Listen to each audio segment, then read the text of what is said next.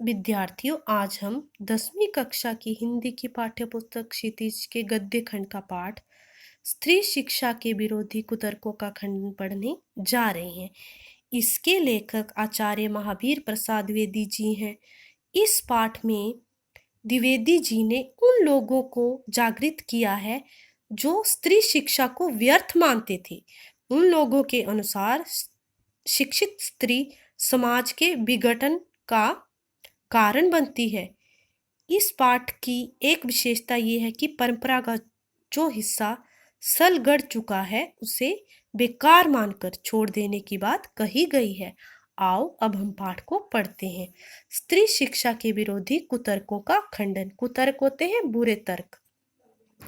बड़े शौक की बात है, आजकल भी ऐसे लोग विद्यमान हैं। विद्यमान मीन उपस्थित हैं जो स्त्रियों को पढ़ाना उनके और गृह सुख के नाश का कारण समझते हैं।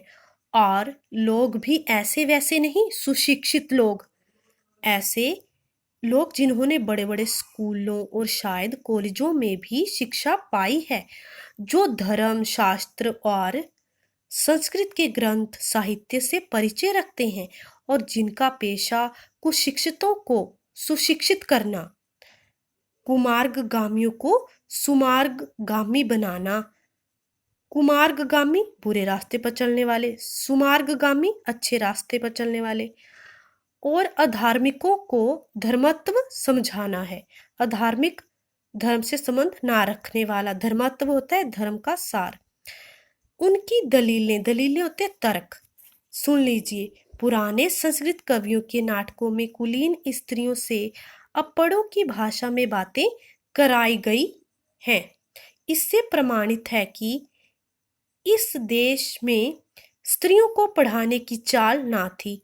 होती तो इतिहास पुराण आदि में उनको पढ़ाने की नियमबद्ध प्रणाली जरूर लिखी मिलती। स्त्रियों को पढ़ाने से अनर्थ होते हैं।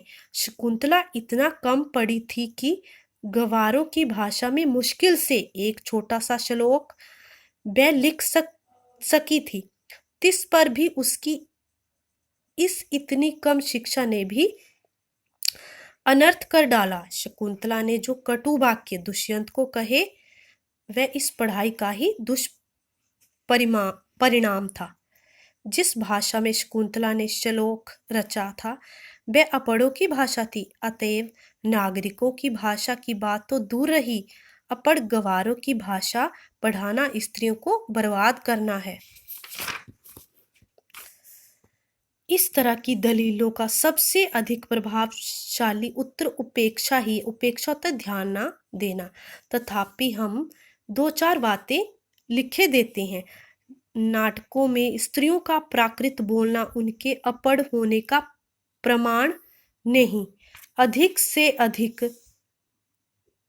इतना ही कहा जा सकता है कि वे संस्कृत ना बोल सकती थी। संस्कृत ना बोल सकना ना अपढ़ होने का सबूत है और ना गवार होने का।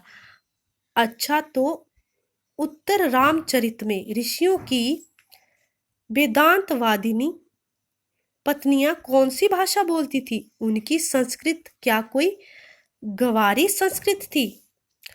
भवभूति और कालिदास आदि के नाटक जिस जमाने के हैं, उस जमाने में शिक्षितों का समस्त समुदाय संस्कृत ही बोलता था।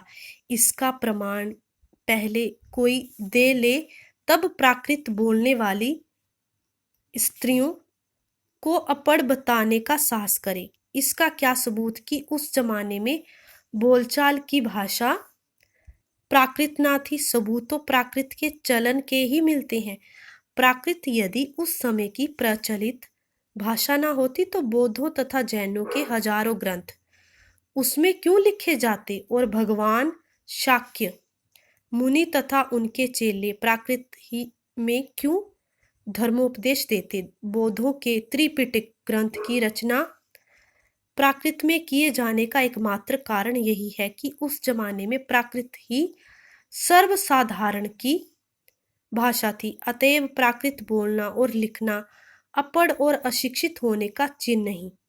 जिन पंडितों ने गाथा, सप्तशती, सेतुबंध, महाकाव्य और कुमारपाल चरित आदि ग्रंथ प्राकृत में बनाए हैं। वे यदि अपढ़ और गंवार थे तो हिंदी के प्रसिद्ध से भी प्रसिद्ध अखबार का संपादक इस जमाने में अपढ़ और गंवार कहा जा सकता है, क्योंकि वह अपने जमाने की प्रचलित भाषा में अखबार लिखता है। हिंदी, बांग्ला आदि भाषाएं आजकल की प्राकृत हैं। शौरसेनी, मागधी, महाराष्ट्री और पाली आदि भाषाएं उस जमाने की थी। प्राकृत पढ़कर भी उस जमाने में लोग उसी तरह सभ्य, शिक्षित और पंडित हो सकते थे जिस तरह की हिंदी, बांग्ला, मराठी आदि भाषाएं पढ़कर इस जमाने में हम हो सकते हैं। फिर प्राकृत बोलना अपढ़ होने का सबूत है, ये बात कैसे मानी जा सकती है?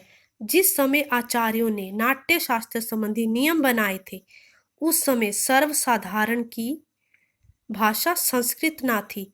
चुने हुए लोग ही संस्कृत बोलते या बोल सकते थे। इसी से उन्होंने उनकी भाषा संस्कृत और दूसरे लोगों तथा स्त्रियों की भाषा प्राकृत रखने का नियम कर दिया।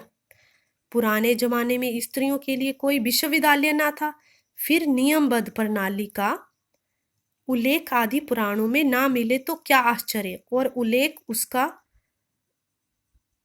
कहीं रहा हो पर नष्ट हो गया हो तो? पुराने जमाने में विमान उड़ते थे, बताइए उनके बनाने की विद्या सिखाने वाला कोई शास्त्र? बड़े बड़े जहाजों पर सवार होकर लोग द्वीपांतरों को जाते थे। दिखाइए जहाज बनाने की नियमबद्ध प्रणाली के दर्शक ग्रंथ। पुराण आदि में विमानों और जहाजों द्वारा की गई यात्राओं के हवाले देकर उनका अस्तित्व तो हम बड़े गर्व से स्वीकार करते हैं, परंतु पुराने ग्रंथों में अनेक प्रगल्भ का अर्थ होता है प्रतिभावान पंडिताओं के नामोल्लेख देखकर भी कुछ लोग भारत की तत्कालीन का अर्थ होता है उस समय का स्त्री को मूर्ख, अपढ़ और गंवार बताते हैं। इस तर्कशास्त्रज्ञता और इस न्यायशीलता, तर्कशास्त्र को जानना, न्यायशीलता, न्याय के अनुसार आचरण करना की बलिहारी वेदों को प्राय सभी हिंदू ईश्वरकृत मानते हैं। तो ईश्वर तो वेद मंत्रों की रचना अथवा उनका दर्शन विश्ववरा आदि स्त्रियों से करावे और हम उन्हें ककहरा पढ़ाना भी पाप समझे। शीला और बिज्जा आदि कौन थी? वे स्त्री थी या नहीं? बड़े बड़े पुरुष कवियों से अधृत हुई हैं। अधृत होते सम्मान पाया जाना या नहीं। शारंगधर पद्धति में उनकी कविता के नमूने हैं या नहीं? बौद्ध ग्रंथ त्रिपिटक के अंतर्गत थेरी गाथा में जिन सैकड़ों स्त्रियों की पद्य रचना उद्धृत है वे क्या अपढ़ थी? जिस भारत में कुमारिकाओं को चित्र बनाने, नाचने, गाने बजाने, फूल चुनने, हार गूंथने और पैर मलने तक की कला सीखने की आज्ञा थी, उनको लिखने पढ़ने की आज्ञा ना थी। कौन विज्ञ समझदार ऐसी बात मुख से निकालेगा? और कोई निकाले भी तो मानेगा कौन? विद्यार्थियों, आज हमने स्त्री शिक्षा के विरोधी कुतर्कों का खंडन पाठ आधा पढ़ा, बाकी हम कल पढ़ेंगे। धन्यवाद।